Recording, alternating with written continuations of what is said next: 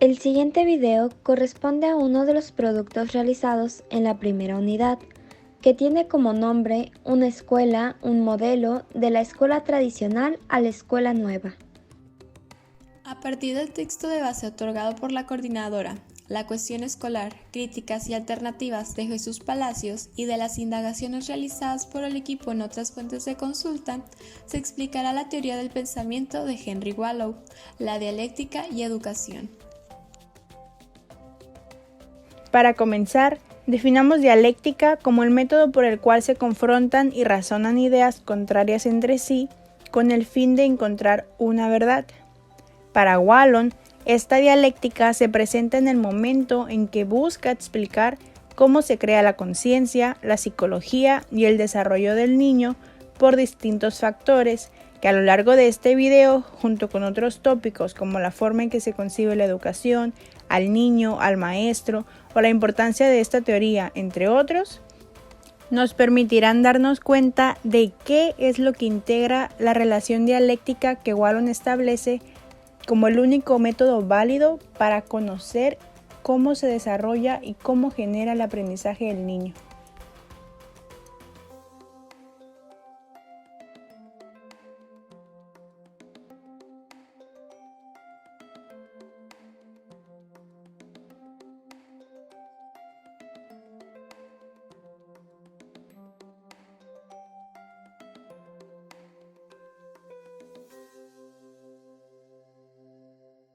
Época y contexto sociohistórico en que surge este pensamiento. La Segunda Guerra Mundial trajo consigo mismo una crisis para la educación. Se presentó el surgimiento de cambios científicos y tecnológicos que impactaron y generaron visiones diferentes sobre la forma tradicional de realizar el proceso educativo y de concebir los fines que debían perseguirse. Francia se enfrentó a la tarea de la reconstrucción nacional. Entre las diversas necesidades se encontraba el problema de reforma de enseñanza. Se creó una comisión presidida por el profesor Paul Lavenheim. Él se encargaba de estudiar los honores de dicha reforma. Sin embargo, falleció. Es ahí cuando Wallow es nombrado para sustituirlo en la consideración del Ministerio de la Educación, y es él quien en 1947 somete la reforma.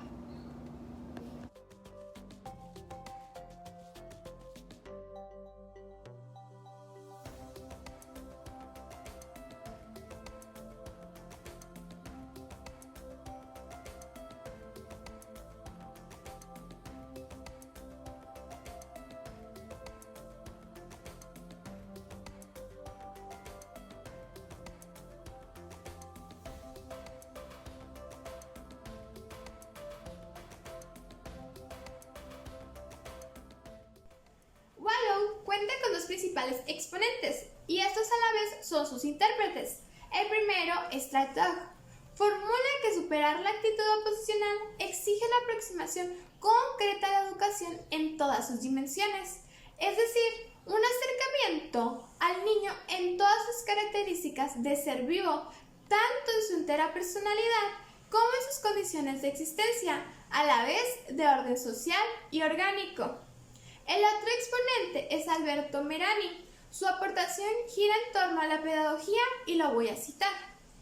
La pedagogía, sentada en la sociología, que es oficial en todas las partes, está al margen de la dialéctica, que preside la estructuración del individuo.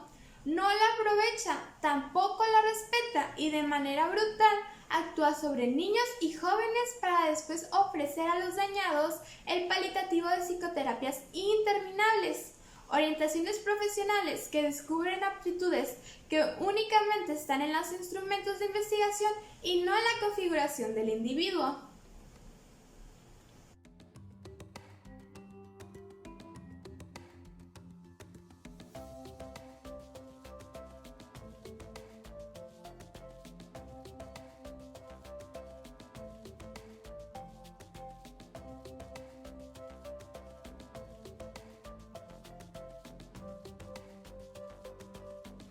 Datos biográficos. Henry Wallon nació en París el 15 de junio de 1879 y murió el 1 de diciembre de 1962. Fue un psicólogo francés, profesor del Colegio de Francia, director de estudios de la Escuela Práctica de Altos Estudios y director del Instituto de Investigaciones Psicobiológicas del Niño en París. Cursó sus estudios superiores en la Escuela Normal Superior de París, donde obtuvo los títulos de licenciado en Filosofía en 1902 y de Medicina en 1908. En 1914, tras el estallido de la Primera Guerra Mundial, sirvió en el ejército francés en calidad de facultativo y pasó varios meses destacado en el frente. Durante este intenso periodo de su vida, tuvo ocasión de analizar a fondo algunas de las lesiones cerebrales de los soldados que caían heridos o incluso de los que habían resultado muertos en combate. Estudios que luego aplicaría a su labor como neurólogo. Por esa misma época, asqueado de la guerra, comenzó a definir claramente su pensamiento político, contrario al fascismo y a cualquier forma de ideología totalitaria, acercándose a las posiciones de la izquierda progresista francesa.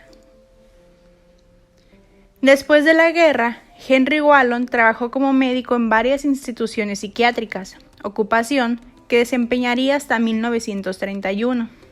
Al mismo tiempo, se fue adentrando en el estudio de la psicología del niño y dentro de esta parcela se interesó vivamente por los problemas de la educación.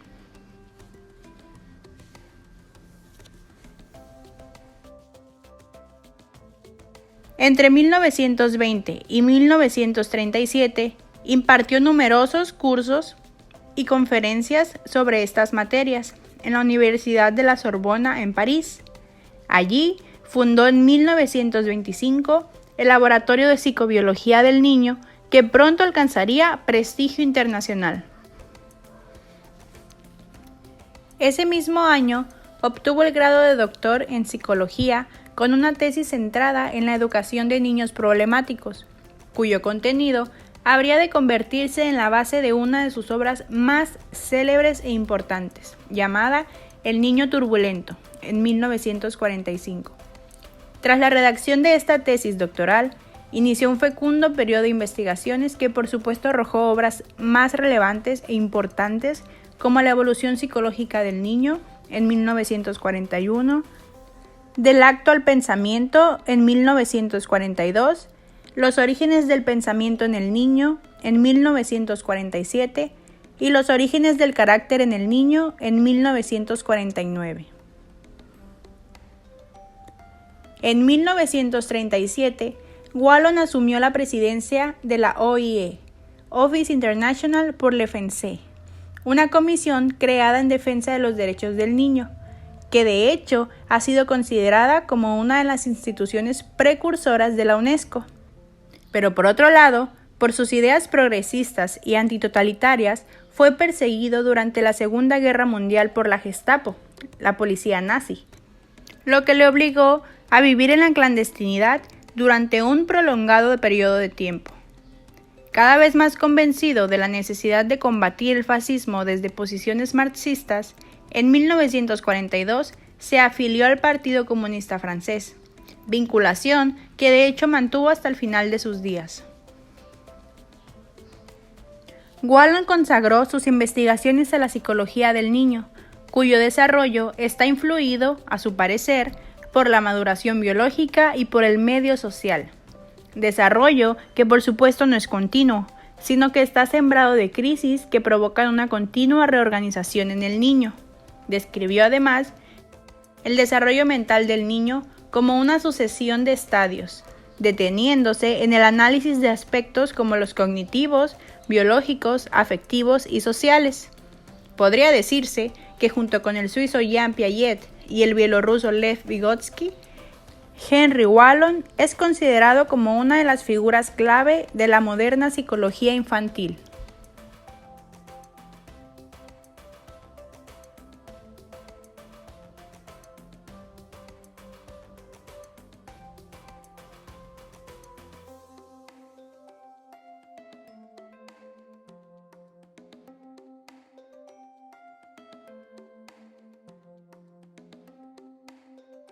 propone 5 estadios para explicar el desarrollo del niño, pero antes de entrar de lleno a ellos, debemos aclarar qué es un estadio. Este autor lo define como un conjunto de características específicas que se establecen a partir de las relaciones que el sujeto mantiene con el medio en un momento dado del desarrollo. En consecuencia, para la definición de cada estadio, habría que tener en cuenta tanto la función dominante que está presente en el mismo, como la orientación de la actividad que desarrolla el sujeto. De este modo, la transición de un estadio a otro se produce por el cambio de función dominante. El primer estadio es de impulsividad motriz y emocional. Abarca desde recién nacido al primer año. La función dominante es la emoción, que permite construir una simbiosis afectiva con el entorno, y la orientación es hacia adentro, dirigida a la construcción del individuo. El segundo estadio es sensorimotriz y proyectivo, de los 2 a los 3 años. La función dominante es la actividad sensorimotriz presentada en 2 objetivos básicos. El primero es la manipulación de objetos y el segundo la imitación. La orientación es hacia el exterior, orientada a las relaciones con los otros y los objetos. El tercer estadio tiene como nombre del personalismo. Este tiene 3 etapas. La primera es de los 2 a los 3 años, la siguiente de los 3 a los 4 años y la última poco antes de los 5 años. Estas 3 etapas tienen una función dominante en común, la cual es la toma de conciencia y afirmación de la personalidad en la construcción del yo. La primera etapa tiene como función dominante el oposicionismo, el intento de afirmación y la insistencia en la propiedad de los objetos. La segunda etapa, que es de los 3 a los 4 años, tiene la edad de la gracia en las habilidades expresivas y motóricas, búsqueda de la aceptación y admiración de los otros. Es un periodo narcisista. La última etapa, que es poco antes de los 5 años, es la representación de roles y la imitación. Estas 3 etapas tienen la orientación hacia adentro, la necesidad de afirmación. El siguiente estadio es el pensamiento categorial. Este se divide en 2 etapas. La primera es de los 6 a los 9 años y la otra es a partir de los 9 años. Estas etapas tienen una función dominante en común, la cual es la conquista y el conocimiento del mundo exterior. A la primera etapa le corresponde además otra función dominante, el cual es el pensamiento sincrético, global e impreciso. Mezcla el objetivo con lo subjetivo. Un ejemplo es de un niño de 7 años que asocia el sol con la playa y el juego en una unidad asociativa. Para la segunda etapa, la otra función dominante es el pensamiento categorial. Comienza a agrupar categorías por su uso, características o otros atributos. La orientación que le corresponde a este estadio es hacia el exterior, especial interés por los objetos. El último estadio es de la pubertad y de la adolescencia. Este corresponde a los 12 años. La función dominante es la contradicción entre lo conocido y lo que se desea conocer. También conflictos y ambivalencias afectivas, es decir, desequilibrios.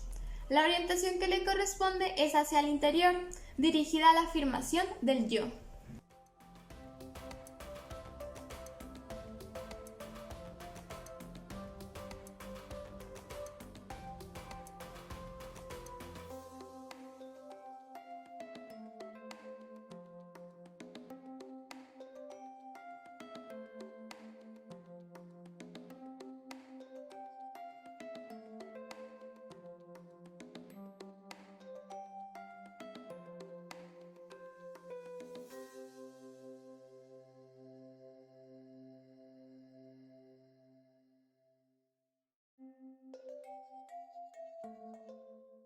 La secuencia y organización de los estadios se regula por 2 leyes, la ley de la alternancia funcional y la ley de preponderancia e integración funcional. La ley de alternancia funcional es la ley principal que regula el desarrollo psicológico del niño. Plantea que las actividades del niño unas veces se dirigen a la construcción de su individualidad y otras al establecimiento de relaciones con los otros, alternándose la orientación progresivamente en cada estadio. Desde esta perspectiva, tenemos un ejemplo interesante en la construcción de la personalidad. Para Wallow, el medio social y dentro de este el grupo son muy importantes para la formación de la personalidad, pero no se olvida que el individuo debe desarrollar una construcción personal, planteando lo siguiente. El medio más importante para la formación de la personalidad no es el medio físico, sino el social. Alternativamente, la personalidad se confunde con él y se disocia. Su evolución no es uniforme, sino hecha de oposiciones y de identificaciones. Es dialéctica, no hay apropiación rigurosa y definitiva entre el individuo y su medio. Sus relaciones son de transformación mutua.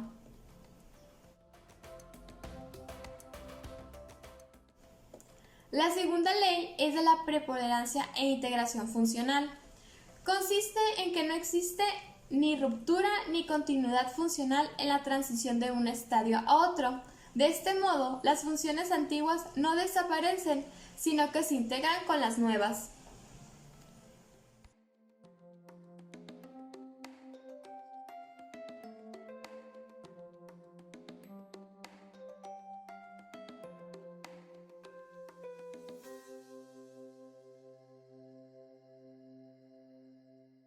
Importancia que tuvo y o sigue teniendo este pensamiento.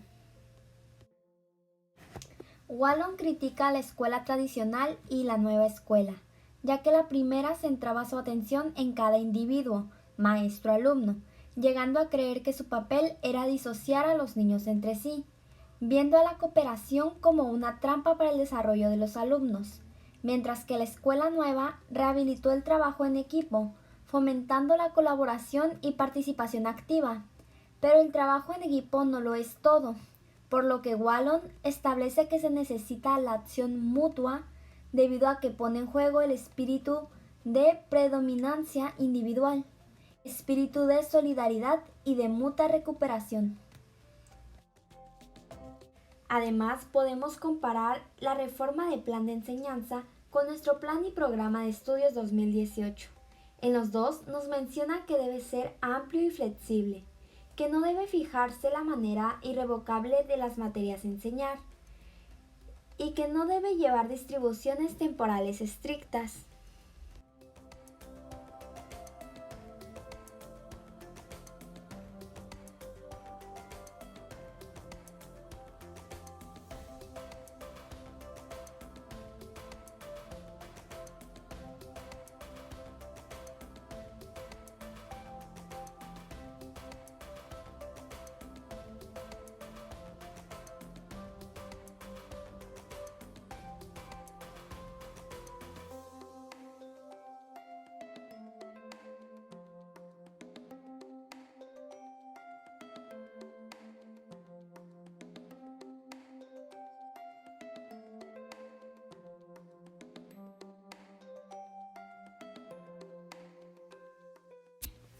Concepción de educación. Para Wallon, la educación no debe domar y mucho menos fijar límites, debe dirigir todas sus acciones a la personalidad infantil, respetando y estimulando su espontaneidad total de acción y de asimilación, dando al ser global del niño y medias ocasiones para crecer sin cortaprisas. Por lo que caracteriza a la escuela como acción y movimiento, dando como objetivo conseguir el paso de un estado a otro, el lograr que un ser se transforme en lo que no era o en lo que era parcialmente, y a la vez posibilitar al niño al logro del nivel más alto que su etapa de desarrollo. Esto será posible al disponer condiciones materiales de manera que el niño se encuentre ante situaciones y objetos que sean funcionales para el grado de su desarrollo. Es decir, se trata de una escuela que tendría que tomar a cada niño tal y como es, con sus gustos y aptitudes, y con dichos gustos y aptitudes formar de él un hombre lo más completo posible.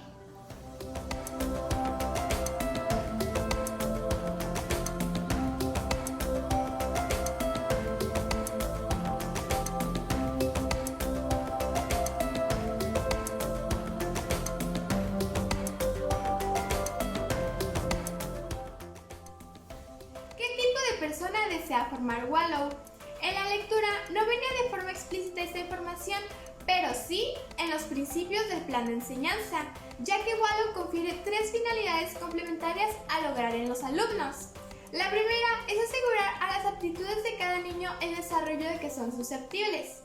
La segunda es preparar al niño para las tareas profesionales que son más accesibles y en las que podrán servir mejor a la colectividad. Y por último, elevar en todo lo posible el nivel cultural de la nación.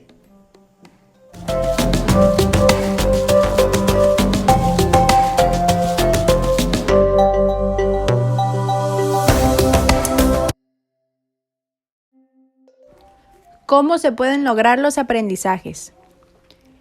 La teoría dialéctica plantea que en la conciencia reside el origen del progreso intelectual, pero esta no se presenta en el momento del nacimiento de la persona, sino que es una cualidad que se construye socialmente. En consecuencia, el objeto de la psicología es la explicación de la formación y desarrollo de la conciencia. Pero para cumplir este propósito, se deben estudiar tanto los aspectos biológicos como los aspectos sociales. Además, Wallon menciona al yo y define que a este le corresponde integrar las actividades más primitivas en las más recientes, actuando a modo de un circuito interno dinámico en cuyo seno se operan las síntesis que tienen lugar como resultado de la dialéctica evolutiva. Y aquí el polo opuesto de la integración de esta relación dialéctica entre experiencias será la diferenciación, y cada una de ellas llevará a la otra en sí de manera potencial. Así es como el desarrollo tiene lugar. Este desarrollo tiene como base la interacción entre la capacidad de reacción del sistema nervioso superior, es decir, los factores biológicos, y los estímulos que provienen del medio, o sea, los factores sociales. La explicación walloniana es una labor de integración. Es un esfuerzo por revelar la relación dialéctica que existe entre factores tan contradictorios como lo son los biológicos y los sociales, que son los que para Wallon son los principales en el desarrollo del niño. Y Wallon establece también que no se debe de primar un factor de otro. De eso se trata la relación dialéctica, que sí, se contradigan, son contrarios entre sí, pero a través de ellos se llega a la verdad. A través de ellos es que se entiende que el niño tiene un factor biológico, pero que ese factor biológico se ve influido por lo social y que a pesar de que se desarrollan en distintos momentos, en distintas partes, uno es del yo interior y otro es con la sociedad, son factores que se integran para desarrollar al niño, para generar su aprendizaje. Elementos centrales de esta teoría dialéctica es el rol del maestro y el alumno. El maestro y el alumno encuentran en común un punto de interacción. Es decir, debe haber esa interacción entre ellos dos. El maestro no va a la saga del niño, pero tampoco se le impone. El educador está ahí no para seguirlo, sino para guiarlo. Está ahí para ayudar al niño a salir de la perpetua dispersión que a veces el contacto con las cosas del medio puede provocar en sus intereses, en su actividad. El maestro se dedica a ordenar y dirigir la actividad de los niños según las materias que les es necesario aprender.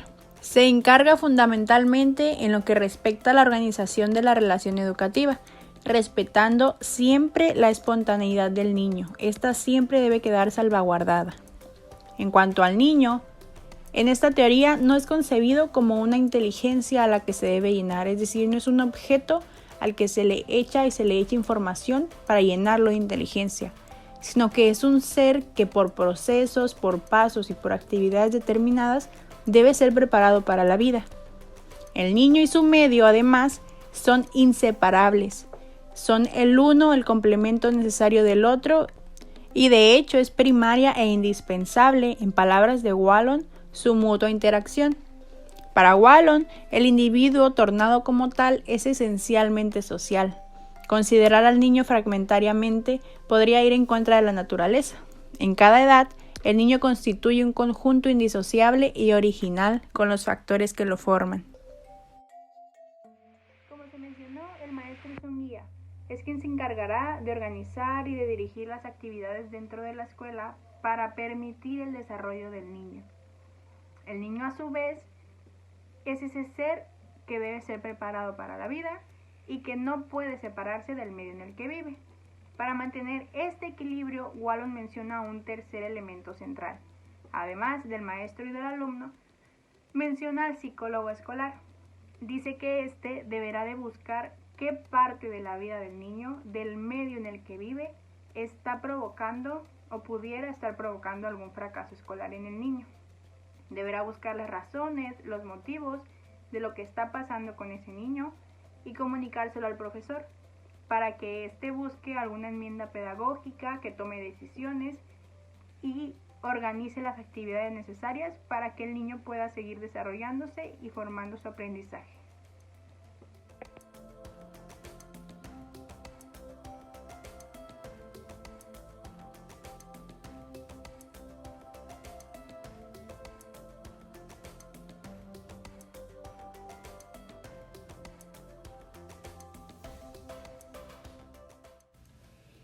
Métodos, técnicas y estrategias que se proponen. Para Wallon, un maestro que verdaderamente tenga conciencia de sus responsabilidades debe tomar partido respecto a las cosas de su época. Debe tomar partido solidariamente con sus alumnos, aprendiendo de ellos sus condiciones de existencia. Los métodos deben ser atractivos, actualizándose constantemente a los alumnos y alterando el trabajo individual y en equipo. Desde el enfoque dialéctico, Wallon se enfrenta al estudio de la conciencia y del desarrollo humano. De este modo, va a estudiar los procesos psicológicos desde la psicología genética. Esto es desde el análisis evolutivo de los procesos de formación y transformación del psiquismo humano. Tanto hace una perspectiva ontogenética como filogenética, biológica, histórica y cultural. Para este propósito se debe recurrir al trabajo interdisciplinar de diferentes ciencias y al empleo de técnicas como la observación en diversas situaciones naturales, la experimentación, las técnicas comparativas y las estadísticas. Un resumen de Sasso nos sintetiza de manera esclarecedora la metodología de Wallon.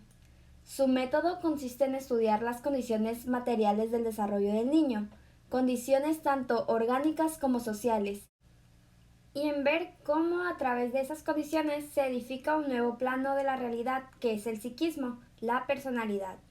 Debe proporcionar objetos y tareas que estimulen las capacidades y revelen las aptitudes del niño, de forma que lo ayudan a resolver las dificultades específicas con las que se encuentra en esa etapa determinada y lo pondrá en condiciones favorables de cara a la siguiente.